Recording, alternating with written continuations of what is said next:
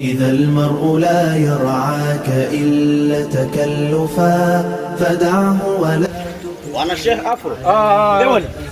Afadhali ndugu yangu nimekuona. Naam, vipi ndugu yangu? Safi ndugu yangu. Mambo yanasemaje? Safi, asalamu alaykum. Wa alaykum assalam wa rahmatullahi wa barakatuh. Kaifa? Khalukum, vipi hali Sheikh? Safi kabisa. Bani, hongera sana Sheikh wangu. Sawa sawa. Yaani kazi yako unayoifanya bana hata kwa jamii inaonekana. Kabisa kabisa. Nimeenda kule bondeni kule chini kule kwa nani kwa Matukui kule. Bwana sifu sana. Jamani kimuona siku mimi namshukuru kwa kile ambacho anatenda. Bwana. Hongera mno. Shukuru sana. Unajua Sheikh, hii dunia tunapita tu. Na wanadamu sawa, kwa viburi vyao na jeuri zao, wanadamu wanajisahau sana. Sawa, wanasahau kwamba hii dunia ni mapambo tu ya muda mfupi. Unakuta watu wanazini hadharani, watu yani ni wachafu wa tabia, watu wanavaa nguo za uchi. Sheikh wangu, ni kitu ambacho mimi kinaniumiza. Wanasahau ile aya isemayo kulli nafsi dhalikatul mauti, hakuna mwenye uhakika wa haya maisha, yani kila nafsi itaonja umauti.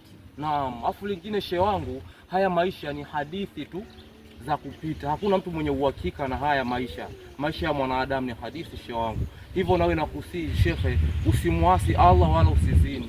Nakuomba sana Sheikh kwa hilo unielewe. Naam. Bani, ni kweli kabisa ukiangalia sasa hivi hasa vijana ndo wanafanyaga ujinga kuliko wazee. Unaona, wazee sijui wana busara tuseme.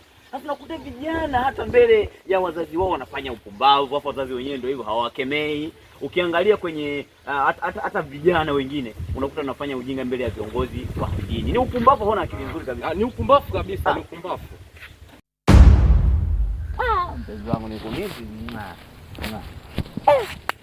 Mzima. Kubiswe tangu juzi uko wapi wewe? Nilikuwepo nyumbani. Uko na shehe hapa. Hebu acha shetani mkubwa, mashetani nye makafiri, nye mmelaniwa, nye mmeshindikana na mitume na manabii na viumbe wote wa majina ardhini. Cheki waone kwanza. Hebu nipisheni pumbavu nye. Che, vipi? Umesahau nje ndugu yangu, ulikuwa unaelekea huku. Achana na mimi. Achanganyikiwa yule. Sasa hadi niogopa. Ila mpenzi wangu na wewe, hicho muonyesha basi. Nimenikumbatia namna ya